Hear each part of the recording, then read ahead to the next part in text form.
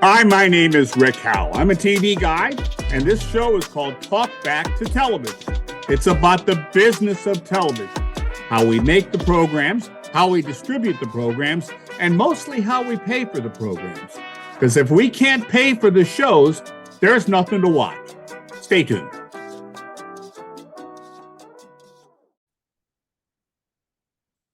Hi, you might not know who I am, but you might recognize my voice, and you probably don't know who my guest is. My guest on Talk Back to Television, what is your name, please? I'm the virtual Patrick Donoghue from Next Media Partners. There you go. And I'm the virtual Rick Howell, but I do have to let you all know that I could have looked like this. But I decided that this was just a little bit too much like our friend Paul Maxwell. But I asked the software to create a guy with white hair and a beard and glasses and a hat. And that's what it gave me. So I pretty much changed the hat, and here we are again. So it's a good look. You look good. Yeah, well, thank you, Patrick. All right. So now we started this because we wanted to give people a sense of how they could be using AI right now in one form or another.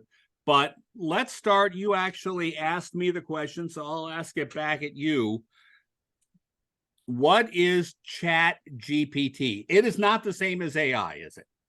Well, it is and it isn't. Chat GPT, I really recommend everyone try it. You can try it for free, and it's kind of amazing. So it's a simple interface where you can basically carry on a conversation with a computer, but it's very natural, very real, and very informative. And it's basically, it is artificial intelligence, and it is incredibly knowledgeable, and you can have not just a sort of a one-way conversation, you can truly have a dialogue with it. It's very fascinating. Now, as I understand, artificial intelligence, and specifically something like Chat GPT, when you are asking it a question, it is not pausing and looking up the answer on the internet. It basically already knows everything, right? Pretty much. Chat GPT, actually, I think the last year or so, it does not have knowledge of, but yeah, they basically have trained on every bit of information they can get their hands on. And so, yeah, more or less in real time, I've done things where I'm writing a proposal for a business thing, or writing an article for LinkedIn, and I'll kind of write the article and I'll send it through and say, Chat GPT, what do you think? And maybe I should make some changes. And it's kind of like having a little advisor. Well, that's interesting. Now, and it'll actually rewrite things for you, by the way, and it'll spit it out and say, here, try this. It's pretty cool. So I actually fired up Chat GPT the other day, and I asked it a simple question. I said, who is Rick Howell, the ITV doctor? Oh, what did it say? It was very flattering, as a matter of fact. That's good to hear. I'm afraid to ask that question about myself. Well, apparently a lot of it has to do with your, even though it's not looking at you on the internet, that's where it learned from. So a lot of it has to do with your internet presence, because when I asked who was Tracy Swedlow, it used a lot of the same language. Yeah. No, that's exactly right. It's basically gone out and read everything it can that's on the open internet and used that as training data. And it doesn't just sort of parrot it back to you. And this is part of some of the legal and ethical questions about how it works and what's fair use. But in theory, what it's doing is it's assimilating and kind of ingesting all that information and then sort of repackaging it, and kind of just like you and I do, right? We read a bunch of stuff on the internet and then we sort of have our own perspective on it. For all intents and purposes, it is an emulation of the human mind, isn't it? That's the goal, for sure. Wow. Okay. So now, speaking of an emulation of the human mind, we have to address the issue of James Cameron, who wrote and then directed and basically thunk up the Terminator. And Cyberdyne Systems. Cyberdyne Systems. And for the record, I wanted to get a really cool silvery character to be myself on this chat today, but they didn't have any. I'll have to work on that. But I would love that. Okay, so what's the difference between Cyberdyne Systems and Chat GPT and artificial intelligence. Isn't the engine behind Cyberdyne Systems computers thinking for themselves? Yeah, I mean, what I always like to say is most things can be used for good or evil. And with the new movie about Oppenheimer coming out, there's a good example of how Yeah. nuclear energy could be incredibly devastating and terrible, or powerful. And yeah, in the case of the Terminator, right, the computers take over the world and basically subjugate mankind and try to wipe us out. So that's kind of one end of the spectrum, not a great one. Um, but the other end of the spectrum is things like AI are being used to streamline the medical process. So now they can evaluate data much more quickly and much more accurately and determine if maybe you have cancer or pre-diabetic.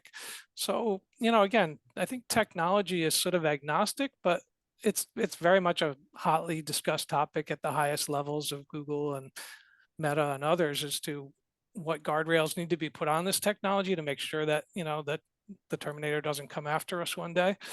Um, Well, okay. Now, I did read something, I think this morning, that a group of scientists who have been trying to figure out, and I don't understand this, how to fold proteins.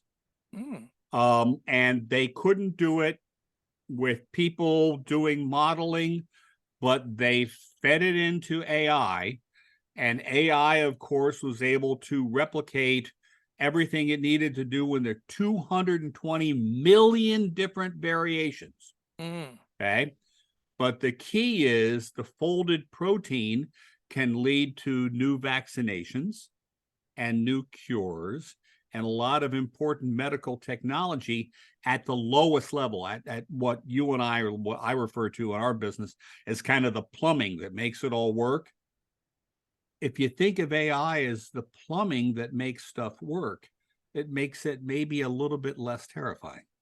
Yeah, that's exactly right. I 100% agree. As I say, I understand the ethical concerns, but we use computers every day, all day, especially guys like you and I. And so to be a Luddite at this point is a pretty tough move. We all have our, supercomputers in our back pockets and our GPSs, and like we use computers as part of our life every day. So there is a place for that. And what they do really well is crunch lots of data really fast and create, assumptions and conclusions. And so exactly what you're talking about, that's a really good use for computers and AI, in my opinion. Yeah, I Um, agree with that. You know, Clearly, there's a lot of creative aspects to it as well, which are equally powerful. So it kind of runs the gamut of what you can use it for.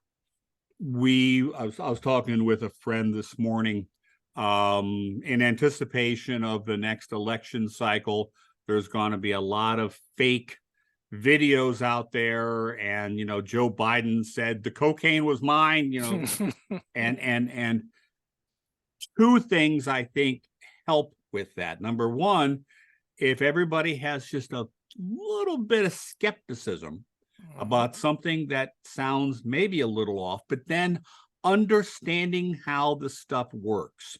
If someone can look at a deep fake video and say, I know how to do that, Mm-hmm. it disarms the power of the deep fakes Yeah, by knowledge is sort power. of democratizing it, if that's the right word. Yeah, no, like I say, knowledge is power. Being aware of the technology, even if you don't use it yourself, but knowing what it's capable of. I mean, it brings up obviously the much bigger conversation about where do we get our news and information from? Are they real valid sources? And Yep. I don't know about you, but I check, trust and verify. So even my trusted sources, I go and check 3 other places As before.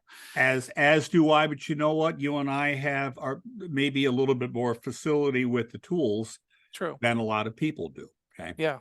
All right. So you mentioned Sarah Silverman, who was Mm. suing who is she suing and why? I may get this wrong, but it's some of the big players. I believe it might be Google and Meta. But she's an interesting, I think, trying to set a legal precedent, because she has written some books, and I believe there's some other authors that are also in this. And their argument is that these AI systems have used their their writings as training data. And so they've actually consumed their data, their writings, and it's part of this massive sort of learning database that they have. And I think their contention is that that may be an unfair use of their intellectual property.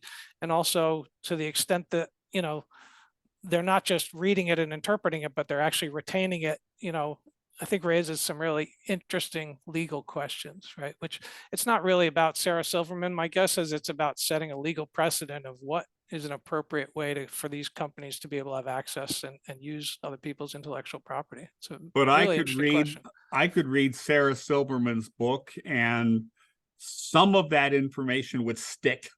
Most of it probably wouldn't, but some of it would stick, and I would then refer to it in speaking or writing or thinking or problem solving. Yeah, If you go back to the model that AI is an emulation of the human mind, whatever's legal for humans to do, and this is a legal theory now, whatever's legal for humans to do might be legal for artificial intelligence to do. I have this intellectual debate with people. There's a lot of naysayers which say, you're stealing other people's art, whether it's still images, and I create a lot of AI art or video, and that's highly unethical. And again, I understand that, but what I often say is, think about a film like Blade Runner. Everybody loved Blade Runner, and many, many movies for the next 20 years looked like Blade Runner. No, that's right. So there was absolutely, like you say, we consume this information, it influences us as artists and creators. Now, if I directly stole something from Blade Runner, Ridley Scott would take me to court. So, it's an interesting question of what's appropriate sort of use and how that works, and what's stealing and what's just the natural process of being influenced by other creators and other artists. It's a really interesting question. I do have to ask you this question. When I look at myself on the screen, I tend to be a little bit more still. You are moving around a little bit. It makes me wonder, is your neck getting sore? Because in order for me to do what you're doing, I have to swing my neck back and forth and up and down a lot. You're doing that, aren't you? I just get excited talking to you. I get very animated about this stuff. All right. I love these topics. I find it fascinating. Okay. In closing, there's one more wacky thing to talk about, and that is the Snapchat influencer who launched an AI-powered virtual girlfriend. Karen AI. Good heavens, dude. Yeah, it's fascinating because, like, you and I are real people in a sort of a virtual presentation, but what she's done is create a virtual version. Apparently she's a very successful, I think an influencer. Yeah, she's on Instagram, I think, right? And her thing was she just doesn't have enough time to talk to all of her fans. So she created a virtual version of herself that you can, I believe, pay money, and they've already got a bunch of people who have subscribed. And you can basically have an ongoing interaction with a virtual version of her. Now, she does make the point that most of her customers are male, and they may or may not be having an intellectual conversation, but maybe something else. And it does remind me that the entertainment engine that launched the video cassette business was porn. The entertainment entity that launched a lot of internet was porn. Do you think that's actually going to be what fires up the rapid adoption of artificial intelligence? I think it's one of the potential uses, because if AI is going to emulate human interaction, that's one of the things people do. I think at Next Media Partners, we're building a platform with some other partners like Verbato to create virtual humans that could do lots of things. The obvious sort of customer service or consultation. But what about if I just want a virtual friend? What if I'm someone who just, for whatever reason, I need someone to talk to, either just for purely just, emotional reasons or for practical reasons, all those can happen, right? It's the same technology that can create all those types of experiences. Well, at some point, I want to talk to your virtual person. We have to figure out how to do that in Zoom or do that in a conversation like this. Absolutely. But I will also make the point that this can't happen in real time. But Patrick, you and I apparently have the same nose. I just noticed that. You're right. All right, listen, we're going to sign off and we're going to have more fun with this going forwards. But Patrick Donoghue, thank you for joining Talk Back to Television. Thanks, Rick. Appreciate it. And we'll see everybody next week. Bye-bye.